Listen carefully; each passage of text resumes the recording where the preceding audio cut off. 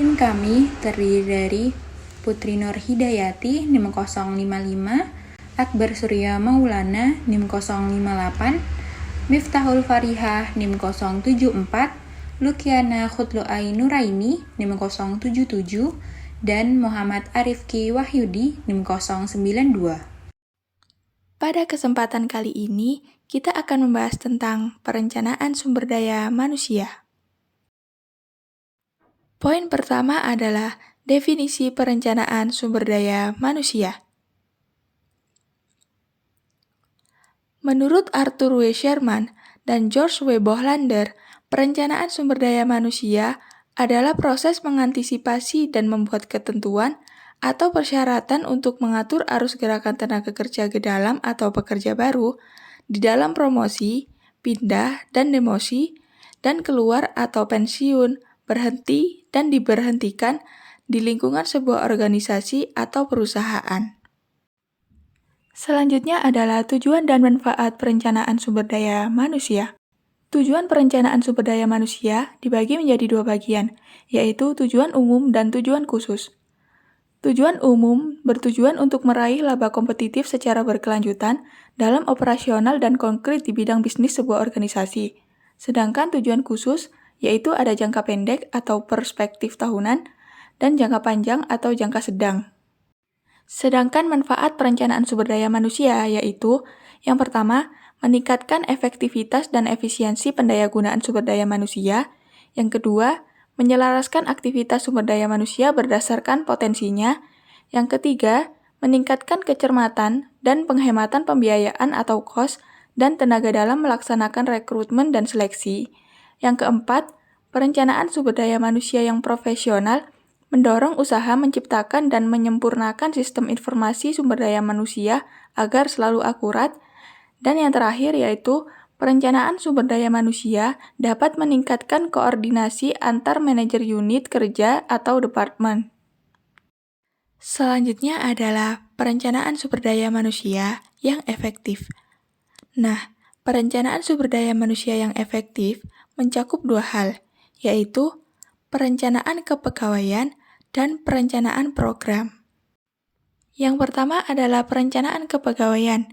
Perencanaan kepegawaian merupakan identifikasi atau penentuan jumlah sumber daya manusia yang diperlukan untuk mencapai tujuan organisasi di masa depan. Untuk menyusun rencana kepegawaian, manajer sumber daya manusia harus membuat rencana strategik untuk memproyeksikan penawaran dan permintaan terhadap sumber daya manusia. Yang kedua adalah perencanaan program. Perencanaan program menyangkut pemilihan alat sumber daya manusia yang paling efektif, yang terpusat pada kelebihan maupun kekurangan sumber daya manusia. Perencanaan program meliputi pengkoordinasian beragam program untuk memenuhi rencana kepegawaian dalam bidang personalia yang berbeda. Perencanaan program akan membantu manajer dalam mengantisipasi dan memenuhi kebutuhan, perubahan relatif terhadap perolehan, penyebaran, dan pendayagunaan sumber daya manusia. Selanjutnya yaitu faktor-faktor yang mempengaruhi perencanaan sumber daya manusia. Perencanaan sumber daya manusia sangat dipengaruhi oleh berbagai faktor, baik yang berasal dari dalam organisasi itu sendiri atau internal, maupun yang berasal dari lingkungan organisasi atau eksternal. Faktor-faktor internal yang dimaksud adalah berbagai kendala yang terdapat di dalam organisasi itu sendiri.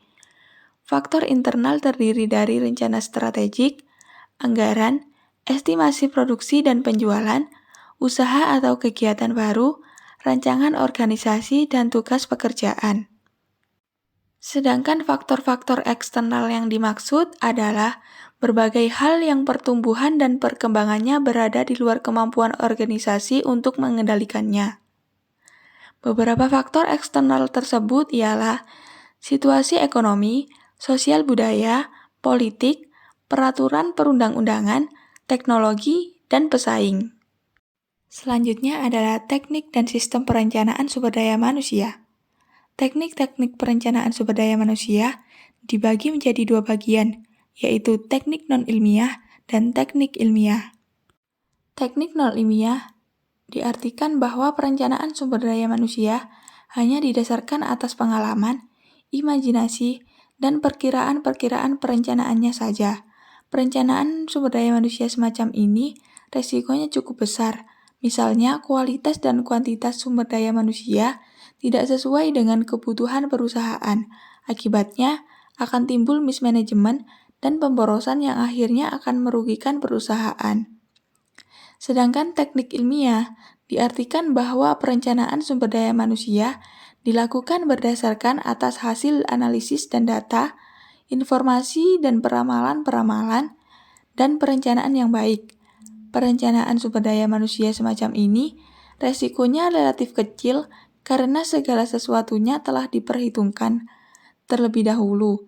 Pada teknik ini, data dan informasinya harus akurat, serta analisisnya yang baik dan benar. Selanjutnya adalah kepentingan perencanaan sumber daya manusia. Hal ini dibagi menjadi 3 kepentingan.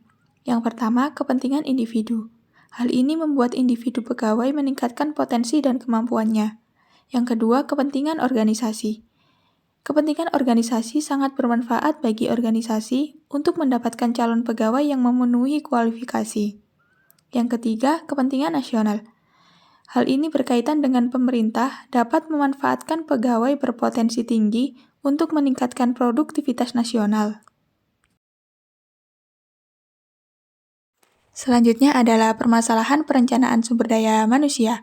Dalam permasalahan perencanaan sumber daya manusia, yang perlu kita perhatikan antara lain, yang pertama, pendekatan apa yang diterapkan dan di mana diterapkan. Yang kedua, bagaimana teknik yang dibuat dan dikerjakan. Yang ketiga, bagaimana perencanaan pendekatan kondisi perusahaan dan relasi hubungan. Yang keempat, apa strategi untuk bergantian. Yang kelima, bagaimana kebijakan perekrutan dan promosi pegawai. Dan yang terakhir, bagaimana perkiraan dapat dibuat mudah dan dimengerti. Poin terakhir adalah fase dalam perencanaan sumber daya manusia. Menurut Randall dan Susan Jackson tahun 1997, dalam Sunyoto 2012, proses perencanaan sumber daya manusia meliputi 5 fase. Yang pertama, mengidentifikasi isu bisnis yang utama. Yang kedua, menentukan implikasi sumber daya manusia. Yang ketiga, mengembangkan tujuan dan sasaran sumber daya manusia. Yang keempat, merancang dan melaksanakan kebijakan, program, dan praktik sumber daya manusia. Yang kelima dan yang terakhir, mengevaluasi, merevisi, dan memfokuskan kembali. Demikian materi perencanaan sumber daya manusia. Mohon maaf bila ada salah kata atau pengucapan dalam mempresentasikan materi ini. Thanks for watching.